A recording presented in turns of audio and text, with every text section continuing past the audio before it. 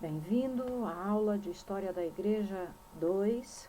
Estamos estudando o período da Igreja Contemporânea, o último período da história da Igreja. Estamos tratando sobre a teologia cristã do século XX e vamos falar nesta aula sobre a teologia da libertação. Os teólogos da libertação foram persuadidos do realismo da neo-ortodoxia. Vimos sobre a neo-ortodoxia na aula passada, que é também uma teologia desse período da igreja cristã do século XX. Então, os teólogos da libertação foram persuadidos do realismo da neo-ortodoxia, que considerava a natureza e as estruturas da humanidade para ser opressiva. A teologia da libertação passou a assumir a forma de pessoas e organizações que encontraram contradições na vida sobre as quais não podiam permanecer caladas. Então, nós podemos dizer que a teologia da libertação foi uma oposição bem acentuada à neo-ortodoxia. Enquanto que a neo-ortodoxia buscava resgatar e preservar os valores teológicos bíblicos e ortodoxos, tradicionais ensinados na Bíblia, a teologia da libertação passa a enfocar o homem, as necessidades do homem e tira o olhar da teologia da libertação, sai de Jesus, deixa de ser cristocêntrico e passa a ser antropológico, ou seja, passa a estar voltado para o homem. Passa a ser antropocêntrico. Via a sociedade em termos de processos históricos cheios de conflitos, tanto econômica quanto espiritualmente. Deus em Cristo era o libertador, segundo a teologia da libertação. Aquele a quem os cristãos serviam era um Deus de libertação, cuja vontade era a libertação dos oprimidos, pois ele libertara os israelitas da escravidão do Egito.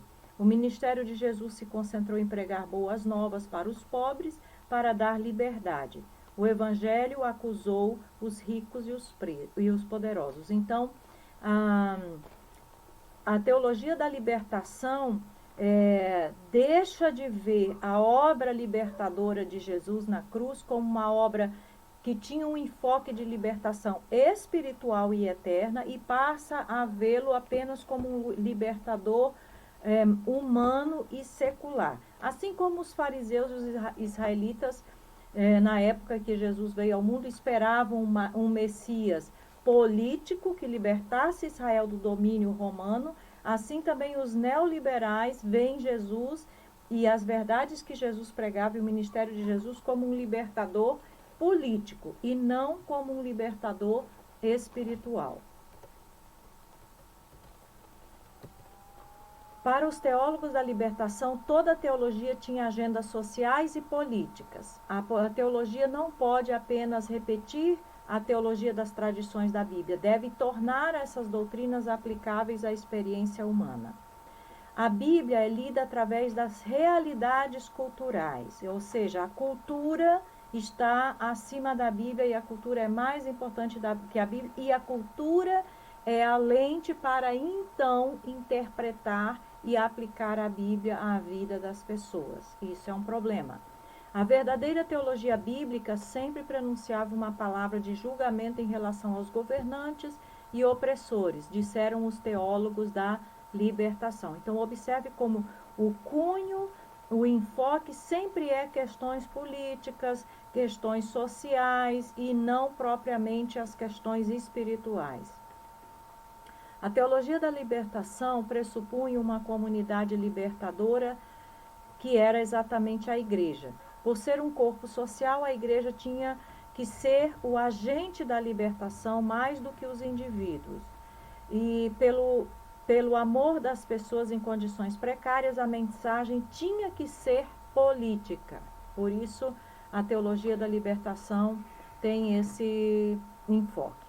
Bem, em contraposição e paralelo a todos essas ideias, esses movimentos, essas correntes políticas desse século XX, surge também o Conselho Mundial de Igrejas. O Conselho Mundial de Igrejas, ou CMI, por definição, era uma comunhão de igrejas que confessam o Senhor Jesus como Deus e Salvador, de acordo com as Escrituras, e, portanto, procuram cumprir juntos seu chamado comum de glorificar a Deus Pai, Filho e Espírito Santo. Em suas funções, o Conselho Mundial de Igrejas concentra-se em... Vamos ver aqui quais são as funções. Antes, porém, quero fazer uma diferença. Temos que não confundir o Conselho Mundial de Igrejas com o Concílio Mundial de Igrejas. O Concílio Mundial de Igrejas é um movimento, um agrupamento da Igreja Católica. E o Conselho Mundial de Igrejas, que nós estamos tratando aqui, é um conselho que une igrejas cristãs evangélicas ou protestantes de todo o mundo. Então, quais eram as funções do Conselho Mundial de Igrejas? Primeiro, facilitar a ação comum das igrejas. Segundo, promover o crescimento da consciência ecumênica nos membros das igrejas. Terceiro, estabelecer relações com as federações denominacionais do mundo e com outros movimentos ecumênicos mundiais. Quarto, convocar conferências mundiais sobre temas específicos conforme a necessidade. E quinto, apoiar a igreja em sua tarefa de evangelismo. Então, observem que o Conselho Mundial de Igrejas teve objetivos positivos e também objetivos que precisam ser vistos com cuidado. Quando se diz, por exemplo, de apoiar a igreja na sua tarefa de evangelismo, promover o crescimento e a ação conjunta das igrejas, é uma coisa, tratar de assuntos comuns, temas específicos, é uma coisa positiva. Agora, quando entra na parte do ecumenismo, é que nós precisamos estar atentos. Porque um dos objetivos era justamente promover o crescimento da consciência ecumênica nos membros das igrejas. E aí nós temos que ver que, quando essa consciência ecumênica está no sentido de uma igreja cristã bíblica a apoiar outra igreja cristã bíblica no seu trabalho missionário, no seu trabalho de evangelizar e de alcançar os povos, ok. Nós, como corpo de Cristo, como igrejas e corpo de Cristo, temos o papel de apoiar uns aos outros, de ajudar uns aos outros, porque nós não estamos trabalhando para algo pessoal. O nosso objetivo é o reino de Deus. Então, todos que fazem parte e querem esse crescimento, merecem ser apoiados e se apoiarem mutuamente. Agora, quando esse movimento ecumênico pende para tentar conciliar, fazer ações conjuntas, promover crescimentos conjuntos de entidades não afins, como, por exemplo, o cristianismo bíblico com o catolicismo, ou o cristianismo bíblico com religiões africanas ou orientais, etc., então é algo que não tem condições de acontecer, porque são duas coisas completamente opostas, que não podem caminhar juntas e nem trabalhar juntas, porque defendem, inclusive, princípios diferentes.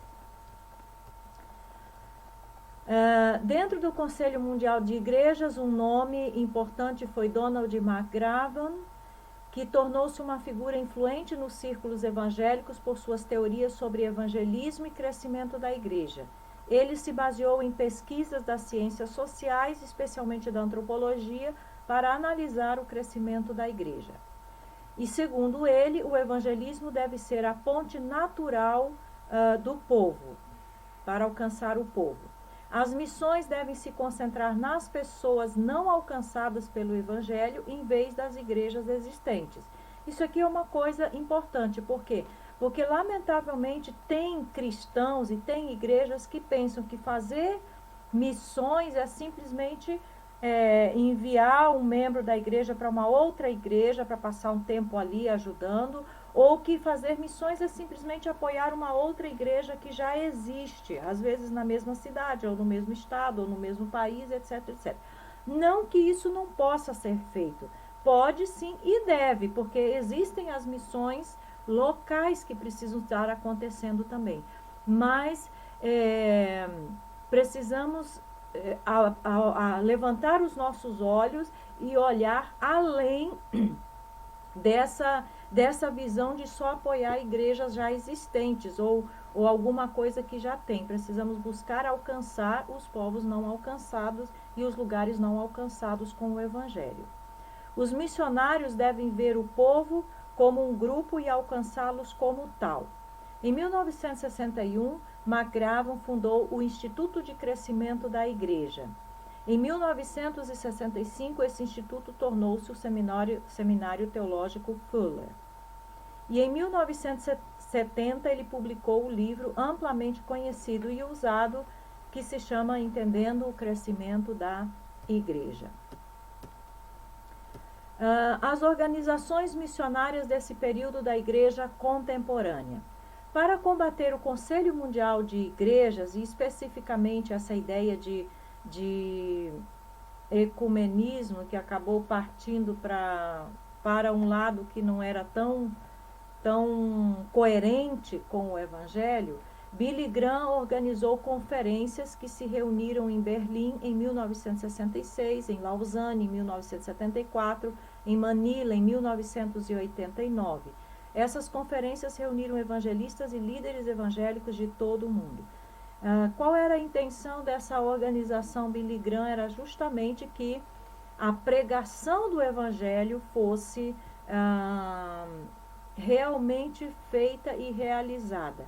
E o trabalho de Billy Graham não foi um trabalho individual e nem de uma igreja, mas aonde ele chegava eram as igrejas evangélicas e os líderes evangélicos que se juntavam como um corpo de evangélicos e não como denominações individuais ou igrejas individuais para apoiarem então esse trabalho de Billy Graham. E os resultados alcançavam por fim a muitas igrejas que estavam ali participando, porque as pessoas que se convertiam, obviamente, eram orientadas a procurar uma igreja evangélica. Então, e Billy Graham não esteve somente nessas cidades, esteve em muitas outras mais, em quase todos os países do mundo. Entre as agências missionárias mais importantes do século XX estavam os tradutores da Bíblia Wycliffe, ou a Missão Wycliffe, que tem um papel importantíssimo na tradução da Bíblia para muitas línguas, muitos idiomas, muitos dialetos. O Instituto Linguístico de Verão, formado por Townsend. Mas de todos, enfim, Wycliffe se tornou a maior agência missionária protestante independente do mundo, enviando mais de 5.000 missionários que produziram mais de 300 traduções da Bíblia. E ainda seguem trabalhando. Vamos dar uma passada pela África e conhecer um pouco de como foi o cristianismo, como está sendo o cristianismo evangélico protestante na África. Os movimentos ou igrejas nativas africanas têm sido chamados proféticas, separatistas, messiânicas, milenistas ou sionistas. Mas o nome mais comum é igrejas africanas independentes, ou seja, elas não estão ligadas a nenhuma igreja histórica, podemos dizer assim. Há vários graus de ortodoxia, combinado com outras crenças, ou seja, as crenças locais e culturais, 5.000 movimentos religiosos diferentes entre 290 tribos diferentes na África, aproximadamente 10 milhões de cristãos africanos em 1900, 145 milhões em 1970 e 400 milhões em 2002, segundo as estatísticas. Muitos desses grupos nativos estavam orgulhosos por não abandonarem suas práticas espirituais africanas. Então, se percebe que, lamentavelmente, o cristianismo africano é um cristianismo bastante sincrético. Por quê? Porque os africanos têm uma grande dificuldade para abandonar as suas práticas espirituais e adotar o evangelho como deve ser adotado. tem uma adoração emocional. Cura e libertação incluía remédios por falta de trabalho, disputas familiares, racismo, discórdia conjugal e ações tribais. Às vezes, a ênfase nos demônios obscureceu a mensagem da vitória. Com relação à América Latina e Caribe, no Brasil, os profetas modernos emergiram das populações rurais, onde as crenças indígenas em um paraíso terrestre e em um Messias que voltava foram combinadas com as práticas católicas romanas. As igrejas no Caribe continuaram sendo influenciadas por várias religiões, especialmente as que vieram da África. As cidades associaram as igrejas protestantes tradicionais ao estabelecimento da colônia, onde as igrejas não ortodoxas representavam um meio de autoexpressão para aqueles que eram alienados pela estrutura social. Então, essas igrejas, neo-igrejas, acabavam, ou não ortodoxas, acabavam tendo mais aceitação entre essas pessoas. O culto forneceu, como descreve um antropólogo, um complexo mágico-religioso total que incluía aspectos cosmológicos, teológicos, cerimoniais, mágicos e médicos. Então, vejam aí novamente o sincretismo presente. Em Trinidad, o culto Xangô, em homenagem a Iorubã, deus do trovão, foi combinado com crenças católicas e batistas, mantendo os nomes de importantes divindades africanas. Os chamados porta-vozes ou batistas espirituais em Trinidad combinaram os aspectos do culto Xangô e mantiveram os costumes africanos. Avivamento Sião, um culto na Jamaica, que abraçou os sistemas de crenças africanos e ocidentais. Observem como o sincretismo está presente. Na Jamaica, os Rastafaris, um culto incomum que idolatrava o imperador etíope Haile Selassie, atribuíam grande significado ao etiopeísmo, que representava uma antiguidade negra. No Haiti, o proeminente culto voodoo, misto de catolicismo romano com as religiões africanas.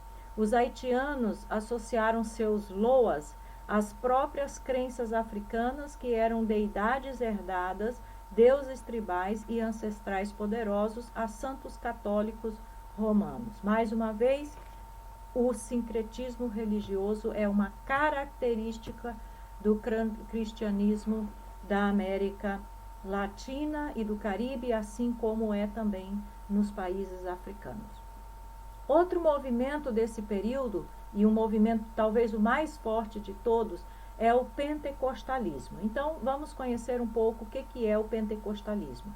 O pentecostalismo é um movimento protestante mundial que se originou no século XIX nos Estados Unidos e leva o nome da festa cristã de Pentecostes, que celebrava a vinda do Espírito Santo sobre os discípulos. Então, a ênfase desse movimento pentecostal, podemos dizer que é a vinda e a ação, a operação do Espírito Santo. As igrejas pentecostais são caracterizadas por, primeiro, a prática de falar em línguas ou glossolalia. Segundo, frequentemente são urbanos. Terceiro, focados na experiência. Quarto, enfatizam o batismo do Espírito Santo e os dons espirituais. Quinto, reconhecem a cura divina. Sexto, exigem altos níveis de conduta pessoal. E sétimo, esperam benefícios materiais e de saúde. O pentecostalismo surgiu dos movimentos de santidade e restauração e das palestras sobre profecia e a segunda vinda de Cristo nos últimos anos do século XIX. William Seymour trouxe as práticas para a Rua Azusa, em Los Angeles, em 1906. Os pentecostais enfatizam a importância especial do avivamento da Rua Azusa, que é considerado o marco inicial do movimento pentecostal, que ocorreu em uma igreja metodista africana abandonada no centro de Los Angeles, e lançou o pentecostalismo como um movimento mundial.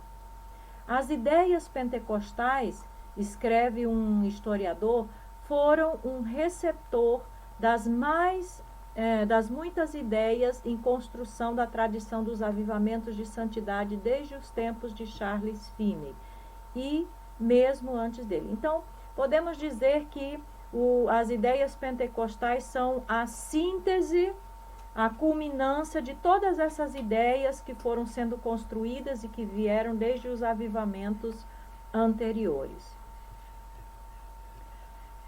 A teologia pentecostal.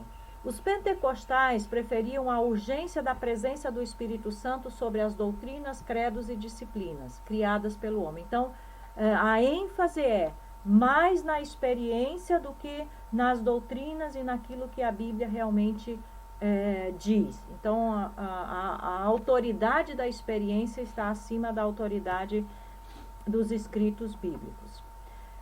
Os grupos pentecostais, como a Igreja de Deus, a Igreja Pentecostal da Santidade e a Igreja de Deus em Cristo, uma denominação africana fundada por Charles Mason, tiveram suas origens no movimento de santidade do final do século XIX, e eles eram explicitamente wesleyanos em termos teológicos.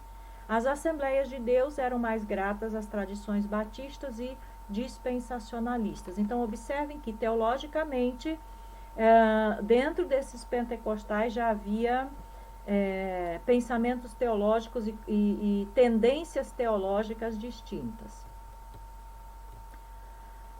A controvérsia no pentecostalismo. O movimento sofreu controvérsias e divisões em seus inícios. Duas divisões foram maiores. Isso tinha a ver com os ensinamentos da santificação e da trindade. A controvérsia sobre a santificação surgiu da teologia da santidade, mantida por muitos dos primeiros pentecostais, incluindo Parham e Seymour, e eles simplesmente acrescentaram o batismo do Espírito Santo com glossolalia como uma terceira bênção. William Durant, de Chicago, começou a ensinar sua teologia do trabalho consumado em si, que enfatizava a santificação como um trabalho progressivo subsequente à conversão com o batismo do Espírito Santo, e o batismo, por exemplo, do Espírito Santo como uma segunda bênção. As Assembleias de Deus, formadas em 1914, basearam sua teologia nos ensinamentos de Durant. Então, essa controvérsia, o que ela defendia? Havia dois grupos. Um grupo dizia que o batismo no Espírito Santo era a terceira bênção. O outro grupo dizia que o batismo no Espírito Santo era a segunda bênção. Para o primeiro grupo, a primeira bênção era a salvação, a segunda bênção era a santificação, e então, só então, a pessoa podia receber o batismo do Espírito Santo. Uma vez salvo e santificado, recebia o batismo no Espírito Santo, que era considerada a terceira bênção.